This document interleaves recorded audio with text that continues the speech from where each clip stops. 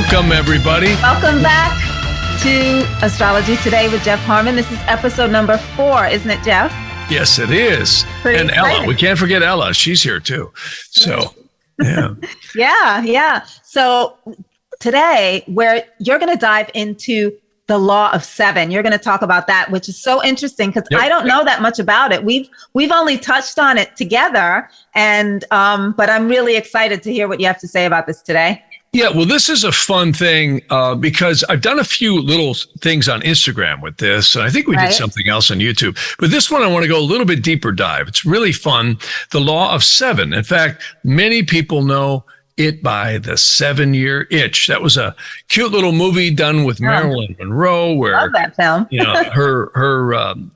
her tenant beneath her, not her tenant, but I guess some guy who lived beneath her had been married 7 years. And of course, is the 7-year itch. And we've heard that. The 7-year itch actually applies to a lot of things. We hear, scientists tell us, well, every 7 years, all the cells in your body change, right? And that's probably true. And when we get done with this little podcast, you'll see that the law of 7 is really applicable in many, many ways. We have 7 holes in our head. There's 7 halls of heaven. And one of my favorite diagrams I always refer to is there's 49 dimensions. Well, 7 times 7 is 49. Right. There's also 7 days of the week, right? Right. We have, in fact, they follow the planets. Sunday is the sun, which is Sunday, right? In fact, a lot of the Latinized terms, or there's kind of a mishmash, if you will, of etymology for the days of the week's names. So Monday is Moon Day. Monday, Moon Day, right? It's the moon. And Tuesday is Mars. Wednesday is Mercury. Thursday is Jupiter. And of course, they did name a restaurant after this. TGI, thanks God, it's Friday, right? Yeah. Is Friday. And Venus. Saturn is Venus. Is right. Venus. That's right. Thank you. Venus. And Saturday is Saturn. And of course, many people know that as the Sabbath, right? The old Sabbath. And what's fascinating about the law of 7 is it permeates our life, even in modern day, even though we may not acknowledge it that much. In fact, I put something on the screen here. I'll show you this. I'm going to share my screen here real briefly. And you can see here is another thing that I photographed. And this is the law of 7. See, and this is the ancient ways. It's called Ararita or Asher Eheye in the Hebrew. And the intelligible world, these are the 7 angels which stand in the presence of God. Zafkiel, Zadkiel, Kamiel, Raphael, Haniel, Michael, and Gabriel. And there's the English and the Hebrew above it. In the celestial world, as I said, these are the 7 planets. We have Saturn, Jupiter, Mars, the Sun, Venus, Mercury, and the Moon. Now, they're not in the order of the days of the week, but, they're certainly there. And then these, of course, are the 7 birds that represent the 7 planets. You see, lapwing, eagle, vulture, swan, dove, stork, and owl. And also these are the 7 fish that go with the 7 planets. The 7 animals, see, the mole, hart, wolf, lion, goat, ape, and the cat. And then we have 7 metals, which is lead, tin, iron, gold, copper, quicksilver, and silver itself. And of course, there are the 7 stones. So these are very, very interesting too, right? Mm-hmm. And then we have the integral members of the body, which are attributed to the planets. And of course, we just mentioned this, the 7 holes in our head. And then, of course, we can't leave out hell here. We've got the 7 habitation of the infernal worlds, according to which, the Kabbalists and so on and so forth describe in what they call the Garden of Nuts. So first, we've got hell, which is associated with Saturn. You've got the gates of death, the shadow of death, the pit of destruction, the clay of death and perdition, and of course, the depths of the earth. So, well, that's interesting. Isn't the number 7 associated with Saturn also? It is. That's exactly right. Mm-hmm. Again, we've talked a lot about how Saturn is associated with what they call the beginning of time, because when you really think about time itself, quite interesting stuff, because time is kind of a disillusion, if you will. When we look at time, there really is no time. Time, you could say, is pretty much a construct of this dimension of the world or the earth. See? So, and again, when you think about time itself, not to get too far off the track here of the law of seven, but time is a really, really interesting thing in and of itself. Like, for instance, the rotation of the earth on its axis every day is a day. And of course, the lunation is a month. And then also we have the time around the sun is, of course, a year. So time is a perception of reality, even though it's very real because we all live on Earth, right? And it is our reality in these lifetimes. Right. But Saturn is associated with the soul exiting outside of the realm of perceptional reality of time. So it's very interesting stuff. Mm-hmm. And this, of course, gets deep into souls. And again, here's my favorite little diagram that I always like to refer to, which is the diagram of the tree of life, which it looks like it's not showing up here. But here I have to put it back up. Yeah, the computer crashed before, so it's basically been a blur. So we'll put it back up, and then that way we'll have it. But this is the one that I often show, where it shows that each world has 49 dimensions. And of course, 7 times 7 is 49. So enough of the theology. Let's get to the fun stuff about how you can use the law of 7. Right. And this is fun. I put a little diagram up here that is really kind of nice. This is just a little Word document. And you're going to notice something. Not only is there 7 holes in your head, but there's also 7 52-day periods throughout the year. In fact, you can use this from your birthday as well. Did you know that when your birthday happens every year, the first 52 days is the sun? You plant seeds. It's a great time to do meditations and do prayers or aspirations, goal setting, whatever it is you're doing. The next 52 days after your birthday is the moon period. And then where you want to nurture those seeds. The next 52 days is the Mars period, where you take action. The next 52 days is Mercury, where we bring things to, you could say, harvest or fruition. And then Jupiter is the period of, you could say, expansion upon that even further. Venus is recreation, and the 52 days before your birthday is the Saturn period. Now, here's a really good analogy. There's also 7 52 days throughout the year. The first 52 days start at the spring equinox.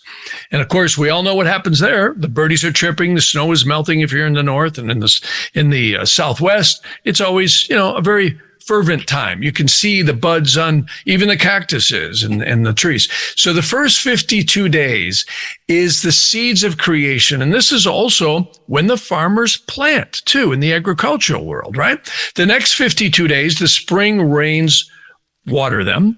And by the way, this also happens with the animals. Think about it. The animals are usually mating in that first spring period, right? And the next 52 days, they're beginning to get ready, some of them, to have their babies. And Mars is the heat of the summer, right? Where we see the crop grow to fruition. Mercury is the period of harvest, and Jupiter is the period of abundance. Of course, right now, as we're making this video, we're in the latter part of October, and we know Thanksgiving is coming up almost exactly a month from now. And this is the celebratory feast that almost all cultures have. And of course, we celebrate Thanksgiving. Well, Venus is the next 52 days, which is the holidays. You got Christmas, you got Hanukkah, you got all that stuff, right? And then the final 52 days is the dead of winter. And everyone, I always talk to my brother in the northern part of Wisconsin, and he's always like, okay, I've had it with winter from January up until March. It's just a really arduous time of year. Why? Because it's the Saturn period for 52 days. So here's what's interesting. Not only does that apply from an agricultural standpoint, which you can apply to your own life. Each one of us are going to have our birthdays wherever we have it, whatever month it is. And that, again, applies to you. 52 days from your birthday is the sun, then the moon, then Mars, and all the way to Saturn. 52 days before Saturn. In fact, it's been said that when you take actions during Saturn periods, which is the 52 days before your birthday, it tends not to go as well. It's really good to take actions like 52 days after your birthday. The sun the Jupiter, and the Venus periods are considered to be very good times to take actions. It's not as accurate as electional astrology, but it's pretty doggone accurate. And I find it to be true. Taking actions during Mars and Saturn periods during the year is often not considered to be as favorable because those are the two malefics. So that's some interesting, real basic stuff you can all apply to the law of 7 in your own yearly cycle. Now, let's go down the rabbit hole a little bit further. So here's the cool thing. You can also apply this to years of life, and you can apply it to business and marriages. Now, the first year of life, we know when a child is born, they can't walk. The little seed, remember, the sun is the seed of creation, right? So the little seed just became manifest on the physical plane. So little kids, you got to carry them around in a walker, right? Or in a little car carrier, and they can't walk. They're completely dependent on the parents and their environment. So by the end of the sun period, usually most children are beginning to really get active around 9 months to 12 months, right? Then the moon period, they're running all over the place, starting to talk up a storm. The so-called terrible twos is Mars. They're running around there grabbing everything. You got to plug up every outlet, everything. You got to keep everything away from them, right? So they're jamming stuff into everything. So here's the cool thing. Their little baby teeth are falling out right around 7 years old, 6 to 7, right? And they're also, notice the first 7 years of life is the sun. And for the most part, what do we call them? Toddlers, right? They're little babies or children. There's toddlers, right? The next 7 years, now they're starting to have their adult teeth come in. And notice that next set of 7 years is the moon, you see? And of course, they're now children. And what happens at 13 to 14? Well, 13 to 14, we know what happens. Puberty, right? Ba-boom. And of course, that is when we hit 7 years of Mars, right? Yep. And we all know what happens then. Every one of us were teenagers, right? And of course, if you're parents and you're going to have teenagers, you know, you're in for, tough ride. Tough time, right? The father's got to keep a baseball bat next to the door, and the mothers and of the sons are worried to death they're going to get in a car accident, right? So here's the point. That 7 years of Mars, insurance companies will validate what I'm about to tell you. And that is the most dangerous time to drive an automobile is between 15 and a half when you get your temporary permit, all the way at about 18. That's when all the accidents happened a lot. Everybody's racing around. And of course, don't drink and drive. That'll cost you 20 grand and you can kill somebody, which is not good, ruin your lives. But a lot of teenagers do to their own peril, and it's not good. And of course, that's when the Mars period comes in. I always told my teenager, if you're going to drink, call me, don't drive. So anyways, the good news is he's never drunk and drive. So, but anyways, the bottom line is we know what happens here. Notice the Saturn years, you're always going to be in multiples of 7. Notice the Mars years, you're in multiples of 3. This also applies to marriages. The first year of marriage is the sun. The second is the moon. The third year is Mars. Just like the crop, it'll either drive the situation together, you're having babies or whatever, buying houses, or it drives it apart. Some people get divorced on multiples of 3s. And of course, the 7-year itch comes from Saturn. The same thing applies to businesses. Businesses, the first year is the sun. Everybody's planting seeds and we're all, excited. We're going to make $1 million, right? And then the second year, you're watering these seeds, working really hard, right? The third year is when it either comes together or comes apart. It's the third year. That's why most businesses don't succeed past the second or third year. And of course, the 7-year itch. This is when things rearrange and change. Same thing if you work in a corporation with a job. The first year is the sun, second year is moon, third year is Mars. That's where things change. And the 7-year itch is where you start going, well, I don't know if I want to stay here. Or if you do, you want to make changes. There'll be some type of change happening. Yeah. That's right. That's exactly right. And multiples of 3s and 7. Now, here's what's interesting. As we go on in life, notice that each set of 7, not only do we begin a new sun year, so you have the sun through Saturn every year, but you're going to have a sun through Saturn during a sun year, a moon year, a Mars, all the way to 7. So when people hit ages of 7, 13, 20, 27, all these multiples of 7, these are extremely significant because not only are you in a Saturn year, but you're in a ending of a 7-year Saturn period. So that's like the double itch there. You're really scratching. So the point is, like when people will hit 48 to 49, their 48th year, they're in a ending of a Saturn cycle, you see, plus they're in a Saturn year. So it's really important. And I always tell people, this is a great time to set goals, set focuses, so when you plant seeds on those new sun years, exceedingly powerful. So this is a very good thing to be aware of. And notice at 49 years old, we're in what we call the Jubilee.